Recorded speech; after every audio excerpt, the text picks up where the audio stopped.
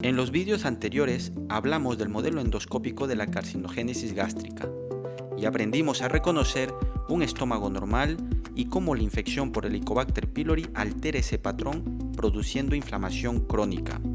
Pero en algunos pacientes, esa inflamación mantenida deja una cicatriz permanente, la pérdida de glándulas gástricas, lo que conocemos como atrofia gástrica.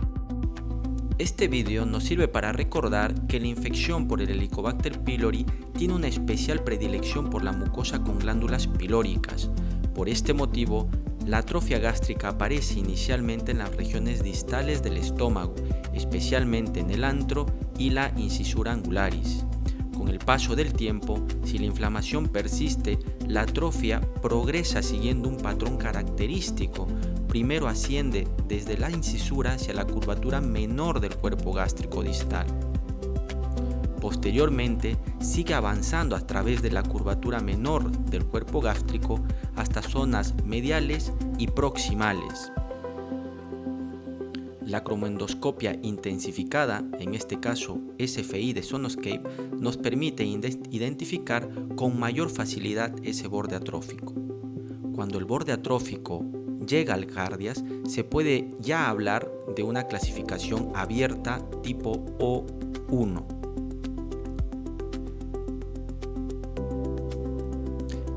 La atrofia puede seguir avanzando hacia la pared anterior y posterior del cuerpo gástrico y es lo que se conoce como la clasificación O2.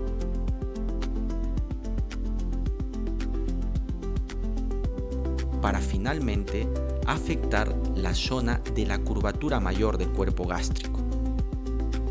La progresión del borde atrófico descrita por la clasificación de Kimura-Takemoto es probablemente la idea bisagra que conecta la gastroscopia con el modelo histológico de carcinogénesis gástrica propuesto por Correa en el año 1975, así como con algunos hallazgos típicos producidos por el Helicobacter pylori, como es su predilección por la glándula pilórica. Esta idea nos permite transformar una secuencia microscópica histológica en un mapa visual que podemos reconocer durante la exploración endoscópica. Para entender este concepto, debemos recordar que la atrofia gástrica inducida por el Helicobacter pylori no aparece de manera aleatoria. Es un proceso progresivo que generalmente comienza en las regiones más distales del estómago, especialmente en el antro y la incisura angularis, y que con el paso de los años puede extenderse hacia el cuerpo gástrico siguiendo un patrón característico. Para facilitar la identificación del borde atrófico, podemos apoyarnos en los sistemas actuales de cromoendoscopia virtual, que aumentan el contraste entre la mucosa gástrica y el patrón vascular, haciendo más evidente esta línea de transición. En este ejemplo, utilizamos la tecnología SFI de Sonoscape, que permite delimitar con mayor nitidez el borde atrófico al intensificar las diferencias entre la mucosa oxíntica conservada y la mucosa que ha sufrido atrofia.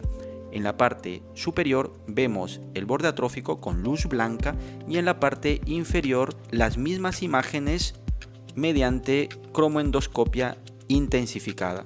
La endoscopia de alta definición y la cromoendoscopia virtual están cambiando el paradigma de la endoscopia digestiva. Hoy podemos leer la mucosa gástrica con un nivel de detalle que antes no era posible.